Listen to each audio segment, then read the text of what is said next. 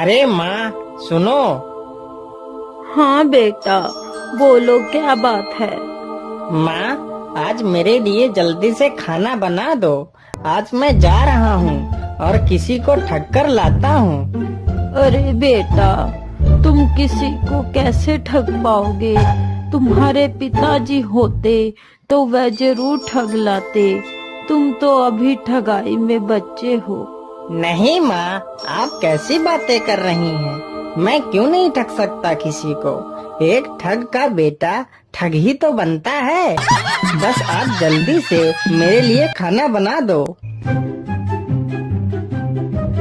फिर बिरजू किसी धनी सेठ की तरह पोशाक पहनकर तैयार हो जाता है। अच्छा माँ, अब चलता हूँ।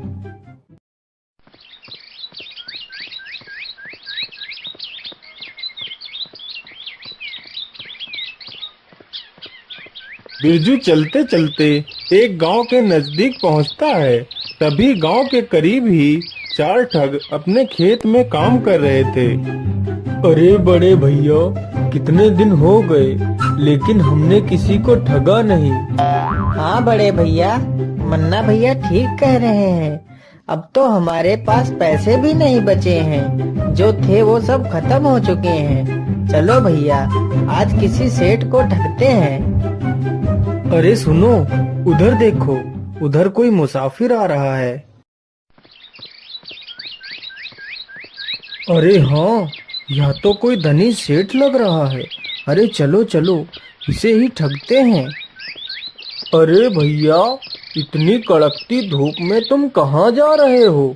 थोड़ा सा पेड़ की छांव में आराम तो कर लो और पानी वानी तो पी लो, फिर आराम से चले जाना।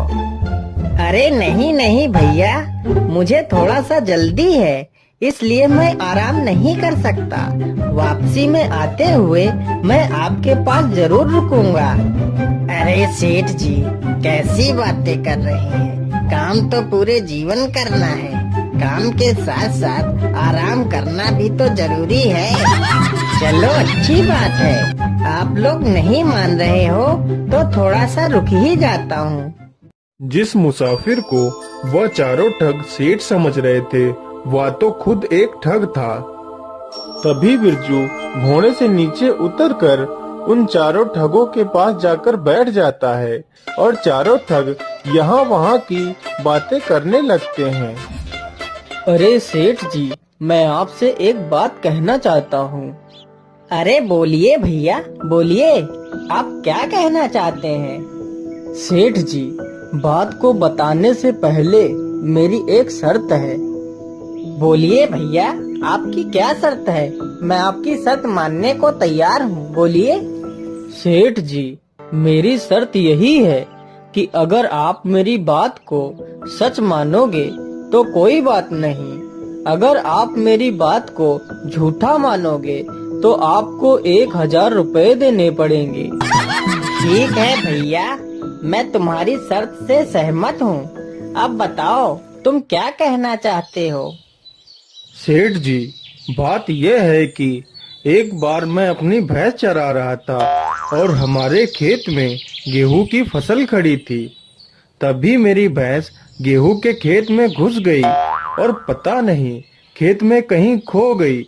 हमने पूरा खेत ढूंढ लिया लेकिन भैंस कहीं नहीं मिली।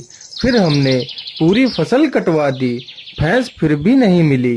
फिर मैंने उसी फसल के गेहूं चक्की में पिसवाए लेकिन भैंस फिर भी नहीं मिली।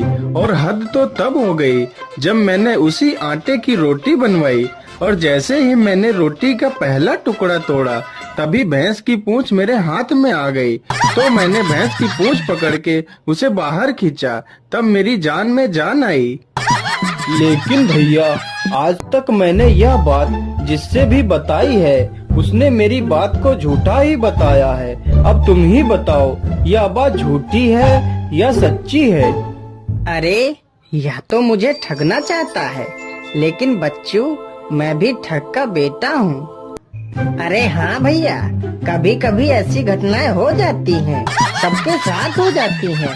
हमारे साथ खुद कई बार ऐसी घटनाएं हो गई हैं। मैं तुम्हें क्या बताऊं, आज ही हमारे साथ ऐसी घटना हो गई। अरे सेठ जी, आपके साथ ऐसी क्या घटना हो गई? अरे नहीं भैया, मैं भी अपनी बात ऐसे नहीं बताऊंगा। मेरी भी एक शर्त है। बोलिए सेठ जी, आपकी क्या शर्त है? हम आपकी शर्त मानने के लिए तैयार हैं।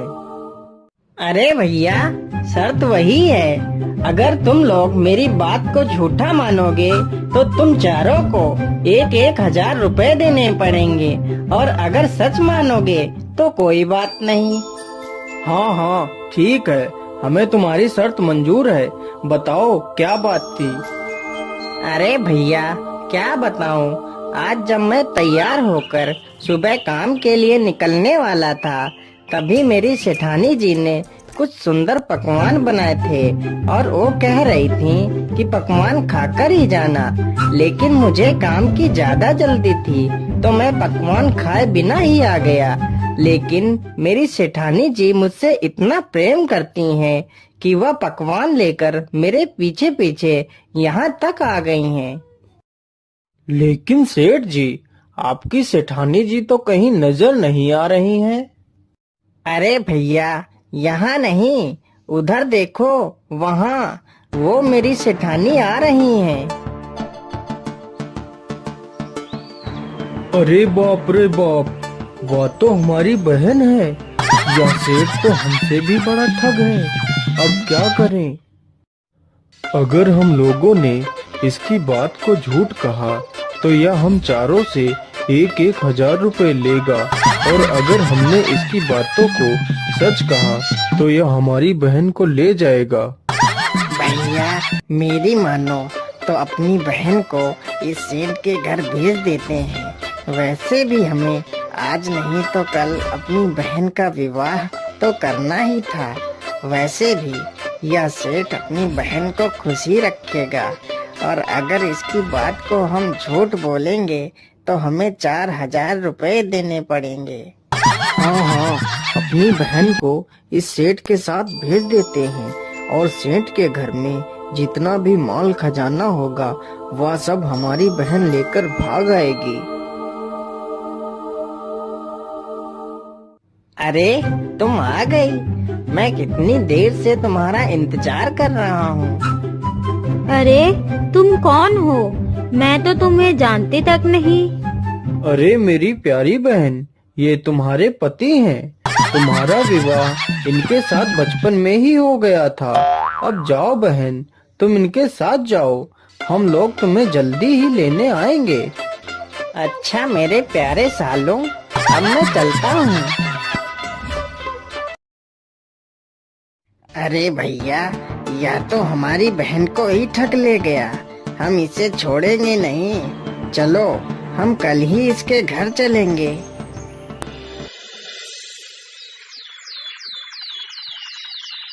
अगले ही दिन चारों ठग अपनी बहन को लेने के लिए चल देते हैं। अरे भैया, आप लोग आ गए।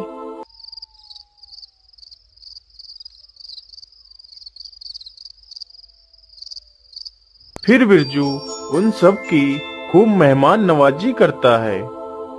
अरे बड़े भैया, जल्दी से उठो, सभी लोग सो गए हैं।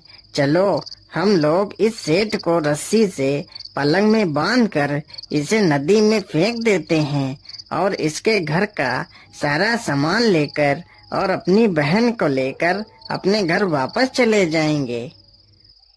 फिर चारों ठगों ने उस बिरजू को सोते हुए ही पलंग में बांध दिया और रात में ही उसे लेकर निकल पड़ते हैं। उन्हें चलते चलते रात से सुबह हो जाती है। अरे भैया, मैं तो इस पहाड़ को उठाते उठाते थक गया हूँ। चलो, इसी पेड़ के नीचे थोड़ा सा आराम कर लेते हैं। फिर वे चारों पलंग को नीचे रख देते हैं और वहीं पर सो जाते हैं। तभी एक चरवाहा अपनी भैंसों को चराते चराते वहीं पर आ जाता है। अरे भैया, यह लोग आपको बांधकर कहाँ ले जा रहे हैं? क्या बताऊं भैया, ये चारों हमारे साले हैं। इनकी एक बहन का विवाह हमारे साथ हो चुका है। इनकी एक दूसरी भी बहन है, तो ये लोग उसका विवाह भी मेरे साथ करना चाहते हैं। ये कहते हैं कि इन्हें कहीं लड़का नहीं मिल रहा है। मेरे लाख मना करने के बावजूद भी यह लोग नहीं मान रहे और मुझे बांध कर ले जा रहे हैं। तो भैया क्यों ना इनकी दूसरी बहन का विवाह मेरे साथ करवा दो। हाँ हाँ, क्यों नहीं, जरूर करवा सकता हूँ। पहले जल्दी से मुझे इस रस्सी से खोल दो और मेरी जगह तुम चुपचाप होकर लेट जाओ। मैं तुम्हें रस्सी से बांध देता हूँ। बिरजू जल्दी से उस चरवाहे को पलंग में बांधकर वहीं पेड़ के पीछे छिप जाता है। अरे मन्ना उठो और देखो सूरज निकल आया है, जल्दी चलो।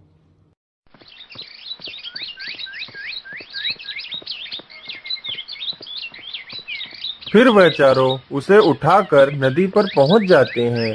उधर बिरजू उस चरवाहे की सारी भैंसें अपने घर ले जाता है।